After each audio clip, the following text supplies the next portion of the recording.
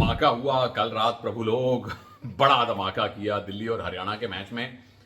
आज भी होंगे, एक नहीं दो धमाके होंगे, क्योंकि पहले मैच में तो हरियाणा दोबारा खेल रही है और दूसरे मैच में है महाराष्ट्र डर्बी।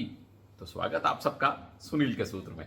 रेडर्स करेंगे वार तो डिफेंस का होगा पलटवार। प्रो कबड्डी सीजन 12 का सारा एक्शन यहां देखिए मेरे यार। भाई हर मैच की कहानी के पीछे छिपी हुई कहानी, तमाम कहानियां आपको सुनाऊंगा। स्वागत आपका सुनील के सूत्र में। कल रात पहले मैच में तो एक तरफा मामला बना दिया अर्जुन अन्ना ने। उधर दो रेडर्स ने सुपर 10 बनाए पटना की तरफ से, पर अकेले अर्जुन उन पे भारी पड़ गए। उनके करियर का बेस्ट परफॉर्मेंस और साथ में दो हाई फाइव आपकी डिफेंस के द्वारा। तो वेल डन तमिल तलाईबाज, लगातार जीत अब आप पा रहे हैं। दूसरे मैच में मतलब कल किसी ने प्रिडिक्ट किया था अपने वीडियो में कि ये मैच टाई होना चाहिए, हो गया। हाँ, लेकिन टाई ब्रेकर एक तरफा हो जाएगा ये नहीं सोचा था, ये ईमानदारी वाली बात है। एक तो वो जो शुरुआती दो टैकल कर लिए दबंग दिल्ली ने और फिर फजल को हल्के में ले लिया, वहां सुपर रेड करके फजल ने मामला खत्म कर दिया।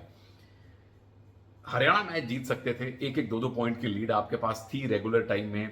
डिफेंस में हुई छोटी छोटी गलतियां और फिर हुई तनातनी। जोगिंदर का इशारा, मनप्रीत बीच में आके पता नहीं किससे क्रोधित हो रहे थे। हाँ चलिए, हरियाणा की बात अब करता हूं इस मैच में, लेकिन कबड्डी के मैच ऐसे ही होने चाहिए।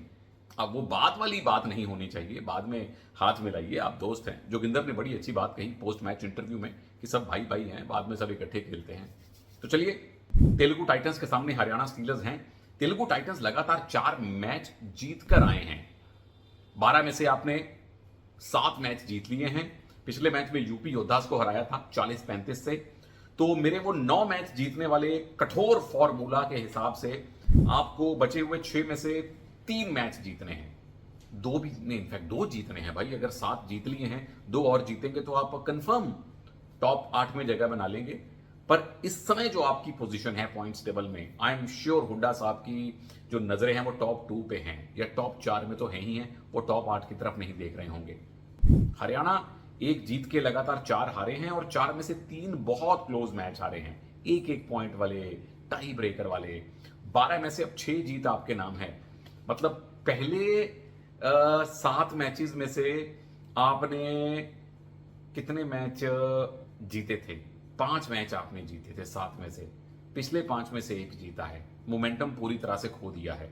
यही है मैच की पहली कहानी कि एक टीम के पास बेहतरीन मोमेंटम है। तेलुगु टाइटंस लगातार 4 जीते हैं। दूसरी टीम का मोमेंटम अचानक से खो गया है, हरियाणा स्टीलर्स। नंबर 2 कहानी, दोनों टीम के कोचेस मोटिवेट करने में आला दर्जे के हैं। के हुड्डा, मनप्रीत सिंह, दोनों से मैं पर्सनली कई बार मिल चुका हूं, बातें हुई हैं। आप भी उन्हें टीवी पे देखते हैं। खिलाड़ियों के अंदर जोश भर देते हैं अच्छी तरह से। और कहानी नंबर 3, किसी भी टीम के पास इस समय कोई लेजेंडरी या कोई सुपरस्टार प्लेयर नहीं है। अच्छे प्लेयर हैं, स्टार प्लेयर हैं, पर दोनों टीम्स, चलिए हरियाणा का रिसेंट अगर आप पैच छोड़ दें, दोनों टीम्स अच्छा कर रही हैं। हरियाणा भी कोई 15-15 मैच पॉइंट से मैच नहीं हार रहा, एक एक पॉइंट से ही मैच हार रहा है। तो दोनों टीम्स बिना सुपरस्टार्स के ठीक चल रही हैं। अब लड़ाई कहां होगी, बैटल्स कहां होगी, मजेदार टक्कर। नंबर 1 भरत और विजय की जोड़ी, और उधर जयदीप सामने होंगे। वो लेफ्ट कॉर्नर भी खेलते हैं, वो लेफ्ट कवर भी खेलते हैं। नंबर 2 शिवम पतारे और शुभम शिंदे, एक लेफ्ट रेडर एक राइट कॉर्नर, और दोनों हैं महाराष्ट्र से। वो हुड्डा साहब ने कहा था ना पिछले मैच में शुभम शिंदे को, जय महाराष्ट्र, उनका मोटिवेट करने का स्टाइल है जी। तेलुगु टाइटंस करेगी क्या? जीत के सूत्र क्या हैं? नंबर 1 भरत ज्यादा राइट से रेड कीजिए, जयदीप को ऑब्वियसली थोड़ा अवॉइड करने के लिए। नंबर 2 चेतन साहू बने आज आपके सेकंड रेडर, जिनके पास स्पीड है, थोड़ा ज्यादा जोश है। क्योंकि नंबर 3 विजय का काम आज फिर से ज्यादा लगेगा डिफेंस में। हरियाणा के रेडर्स कोई बहुत तगड़ी फॉर्म में है नहीं, और शुरुआती अगर आप उन पे अटैक करेंगे, अपने डिफेंस के अंदर काउंटर अटैक करेंगे, तो उन्हें परेशान कर सकते हैं। एक्स फैक्टर मैं भरत हुड्डा को मान के चल रहा हूं। राइट से ज्यादा रेड करेंगे, लेफ्ट से भी करेंगे, सेकंड मैन पे एंकल होल्ड वो भी बड़ा अच्छा करते हैं। हरियाणा क्या करेगी? उनके लिए एक अजीब सी मुश्किल हो गई है। तो मुश्किल का हल यह है कि स्क्वाड में परिवर्तन मत कीजिए। जिन 7 खिलाड़ियों के साथ गए थे वो आपके बेस्ट 7 हैं, उन्हीं के साथ शुरुआत कीजिए, उन्हीं को भरोसा दीजिए। नंबर 2 रीडिंग में अग्रेसिव शुरुआत कीजिए। आशीष ने पिछले मैच में ठीक काम करके दिखाया। विनय शिवम आपके दोनों स्टार रेडर हैं, तीनों रेडर्स की रोटेशन अच्छे से करवाइए, रेडिंग में अग्रेसिव स्टार्ट कीजिए। और नंबर 3, डिफेंस में थोड़ी सी संभली हुई शुरुआत। शुरू में सिर्फ सोलो टैकल्स और बाद में जब सोलो टैकल 1-1, 2-2 करके सारे डिफेंडर फॉर्म में आ जाएं, जब कॉन्फिडेंस आने लगे तो कॉम्बिनेशन टैकल के लिए जाइए। मतलब शुरू में कॉम्बिनेशन टैकल हुए और अब उसमें अगर सुपर रेड्स निकल गई तो फिर गड़बड़ ना हो जाए, क्योंकि कल दूसरे हाफ में डिफेंस ने कुछ पॉइंट लूज किए थे। एक्स फैक्टर आज कैप्टन रहेंगे Jaideep Dahiya. As a leader mat के अंदर टीम को मोटिवेट आपने करना है।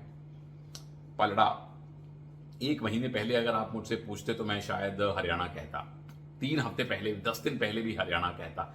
अब मुझे Telugu Titans on paper form के तौर पे थोड़ी सी बेहतर टीम लग रही है। क्या पता हरियाणा आज अपनी हार की स्ट्रीक तोड़े, लेट्स सी। अगले मैच में चलते हैं जी, यहां भी धमाका होगा। पुनेरी पल्टन के सामने यू मुंबा है। पुनेरी पल्टन पिछले 5 में से 4 मैच जीती है, कुल मिला के 12 मैच खेले हैं और आपने 9 मैचेस जीते हैं। जेपीपी को हराया था पिछले मैच में 41-36। तो हमारे कठोर फॉर्मूला के हिसाब से पुनेरी पल्टन तो टॉप 8 में रहेगी। 9 जीत आपको अगर मिल गई हैं, पिछले सीजन 9 जीत हासिल करने वाली टीम टॉप 8 में थी, तब मैच भी ज्यादा थे, अब मैच भी कम है, लेकिन पल्टन का लक्ष्य वही होगा, टॉप 2। सामने यू मुंबा है। बाय द वे, इनका जो पिछला मैच हुआ था, पुनेरी पल्टन ने यू मुंबा को एक तरफा धोया था, धो के सुखा के तार पे भी डाल दिया था। 40-22 से हराया था जी पुनेरी पल्टन ने।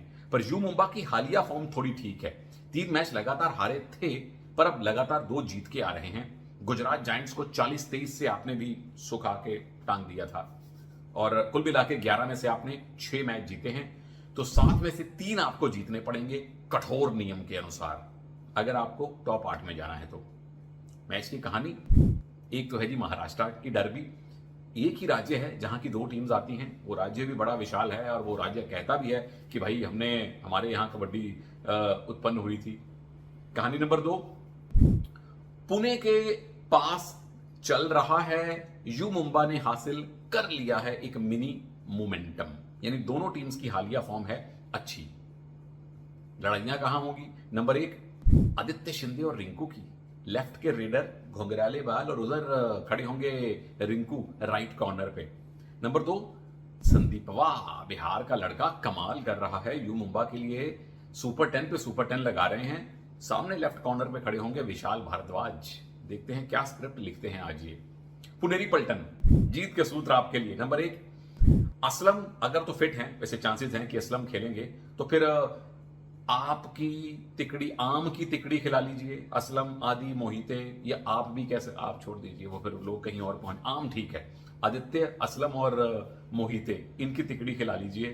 नंबर 2, आदि फिर से आपके स्ट्राइक रेडर हों, आदित्य शिंदे, और उनका काम हो प्रवेश भैंसवाल और रिंकू की जो ये लेफ्ट कवर राइट कॉर्नर की जोड़ी है, इसमें सुनील भी होंगे चयन में, इस कॉम्बिनेशन को तोड़ना, क्योंकि ये तीनों का कॉम्बिनेशन होता है यू मुंबा के डिफेंस की धुरी। और नंबर 3, पीएम साहब, पंकज मोहिते साहब, सुनील और लोकेश को टारगेट करें, क्योंकि सुनील चेन लेके एडवांस आएंगे, लोकेश ट्राई करेंगे एंकल निकालने का, पंकज के पास टच करके एस्केप करने की भी स्किल है, टर्न भी करते हैं, वो जंप भी कर जाया करते हैं। तो दोनों रेडर्स को अपना अपना काम भली भांति मालूम हो।